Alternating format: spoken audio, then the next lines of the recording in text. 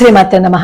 మా దగ్గర డబ్బులు లేవండి చదువుకోవడానికి, మాకు పరిస్థితులు అనుకూలించటం లేదండి, మాకెవరూ సహకరించట్లేదండి, అసలు మా దగ్గర ఏదీ లేదండి, మేము ముందుకు వెళ్దామని అనుకుంటున్నాం, మాలో ముందుకు వెళ్ళాలని తపన ఉంది కానీ డబ్బులు లేవు, పరిస్థితులు అనుకూలించట్లేదు అని మన అసమర్థతని ఇంకొకళ్ళ మీదకి తోసేస్తూ ఉంటాం కదా. అసలు మనం ఒక అడుగు ముందుకు వేస్తే మనం సాధించటానికి ఎన్నో పరిస్థితులు మనకు అనుకూలంగా వస్తాయి, కానీ మనం సాధించాం. ఒక చోటే కూర్చుని ఒక మూల కూర్చుని బాధపడుతూ ఉంటాం. అలా బాధపడుతూ ఉంటే మనం ముందుకు వెళ్ళగలమా? ఏదైనా సాధించగలమా?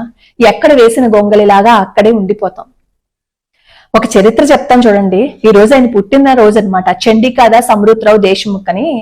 ఆయన కూడా ఒక నిరుపేద కుటుంబంలో జన్మించారు. వాళ్ళ నాన్నగారు ఒక రైతు, తినడానికి కూడా తిండి లేదు, తిండి లేని పరిస్థితుల్లో ఇంకా ఆయన ఏం చదివించగలుగుతారు చెప్పండి ఇంట్లో వాళ్ళు. కానీ ఆయనకు చదువుకోవాలని తపన ఈ చండికాదాస్ గారికి. పరిస్థితులు అనుకూలించట్లేదు. నేపాన్ని తల్లిదండ్రుల మీద వేయలేదు, మీరు చదివిస్తారా చదివించరా అని చెప్పి వాళ్ళ మీద పీకల మీద కూర్చోలేదు. తను చదువుకోవాలంటే ఏం చెయ్యాలి అని ఆలోచించారు. కూరగాయలు అమ్ముతూ ఆ వచ్చిన డబ్బుని ఆయన చదువుకు ఉపయోగించుకున్నారు. అంత చిన్న వయసులో కూడా. అదేంటి, నేను కూరగాయలు అమ్మడం ఏంటి, ఆ డబ్బుని తీసుకొచ్చి నేను చదువుకోవడం ఏంటి అని అనుకోలేదు. ఆయన ఒక లక్ష్యాన్ని సాధించాలి అని అనుకున్నారు. నిబద్ధతతో ఒక పని చెయ్యాలి అని అనుకున్నారు. దానికి ఆ ముందుకు వెళ్ళాలి అంటే ఆ చదువుకోవాలని అనుకున్నారు. ఒక గురువుగారు చెప్తారు, నీలో నిబద్ధత ఉంటే చాలా చక్కగా చదువుకో, నువ్వు చదువుకుంటే భవిష్యత్తులో చరిత్రని తిరగరాస్తావు అని.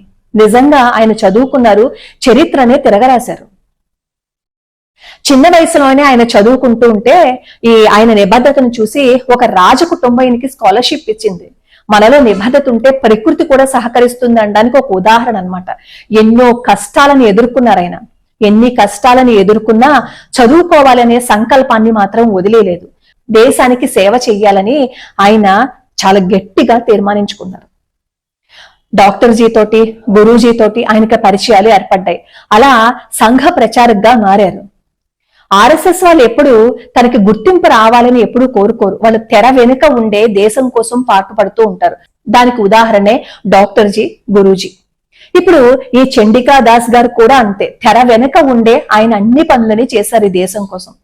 1944 సంవత్సరంలో వరదలు వచ్చి చుట్టుముట్టేస్తూ ఉంటే ఆ వరదల్లో ఎన్నో వందల మంది చిక్కుకుపోతే ఈ ఆర్ఎస్ఎస్ కార్యకర్తలకి నాయకుడిగా ఉండి ఈ చండికాదాస్ గారు కొన్ని వందల ప్రాణాలని కాపాడారు. ఎవరో ఏదో ఇస్తారని, ఎవరో ఏదో చెయ్యాలని ఎప్పుడూ ఎదురు చూడలేదు. ఆయన యొక్క నిబద్ధత, ఆయన దేశం కోసం చేస్తున్న పోరాటం చూసి ఆయనకి అసలు మంత్రి పదవి ఇస్తాను అంటే వదిలేసుకున్నారు. అసలు మంత్రి పదవి ఇస్తాను అంటే పిలిచి అదృష్టం వరుస్తుంది అంటే ఎవరైనా వద్దు అని అనుకుంటారా? కానీ ఆయన వద్దు అని అనుకున్నారు. నేను పదవుల కోసం, పేరు కోసం చేయటం లేదు, నా దేశం కోసం చెయ్యాలని అనుకుంటున్నాను. దేశం కోసం చెయ్యాలని అనుకున్నప్పుడు నాకు ఈ పదవులే అవసరం లేదని చెప్పి తృణప్రాయంగా వదిలిపెట్టేసిన ఒక మహానుభావుడు. మధ్యప్రదేశ్, ఉత్తరప్రదేశాల్లో దాదాపుగా ఒక 500 గ్రామాలని తీర్చిదిద్దారు. ఈ చిత్రకూట్ అనే ఆ ఊరి దగ్గర ఆ బెల్ట్ సమీపంలో దాదాపుగా 500 గ్రామాలు అట్టడుగు స్థితిలో ఉన్నాయి. తాగడానికి నీళ్లు లేవు, తినడానికి తిండి లేదు, పారిశుద్ధ్య కార్యక్రమాలు లేవు, ఎవరు చదువుకోలేదు. అసలు చీకటిలో ఉన్న గ్రామాలు అంటారు చూసారా, అలా ఉంటే ఆ 500 గ్రామాలని మోడల్ విలేజెస్ గా తీర్చిదిద్దిన ఘనత ఈ దేశముఖ్ గారిది. ఈ రోజుకి ఐఏఎస్ ఆఫీసర్స్ ఏదైనా ఒక పనిని చెయ్యాలి అని అనుకుంటే ఈయన ఏ విధంగా గ్రామాభివృద్ధి సాధించారో వాటన్నింటినీ చూసి వాళ్ళు కూడా ఆయన ఒక ఇన్స్పిరేషన్ గా తీసుకుని ఆయన ఏ విధంగా అమలు పరిచారో వాటిని అనుసరిస్తూ ఉంటారు ఈ రోజుకి కూడా ఐఏఎస్ ఆఫీసర్స్. ఎమర్జెన్సీ సమయంలో కూడా ఆయన 6 నెలల పాటు జైల్లో ఉన్నారు. దేశం కోసం తపన పడిపోతూ ఈ దేశం కోసం నేనేం చేయగలను, ఈ మనుషుల కోసం నేనేం చేయగలనని దేశ ప్రేమే ఊపిరిగా బతికిన దేశముఖ్ గారు. అసలు ఈయనే కాదు, ఆర్ఎస్ఎస్ లో ఎవరు ఉన్నా దేశం కోసమే వాళ్ళు ప్రాణాలు వదిలేస్తారు. అలా ప్రాణాలు వదిలేయాలి అని అనుకున్న వాళ్ళలో బహుశా వేళతో లెక్క పెట్టగలిగిన వాళ్ళు ఉంటే వాళ్ళల్లో ఈ దేశముఖ్ గారు కూడా ఒకరు. ఆయన ప్రాణాలు పోయాయి 95 సంవత్సరాలు వచ్చిన తర్వాత. అప్పుడు ఆయన శరీరాన్ని కూడా ఎక్స్పెరిమెంట్ కోసం ఇచ్చేసారు తెలుసా ఆయన శరీరాన్ని. అంటే ఆయనకంటూ అది ఆయన ఏం ఉంచుకోలేదు, ఆయనకంటూ ఆయన ఏమీ సంపాదించుకోలేదు.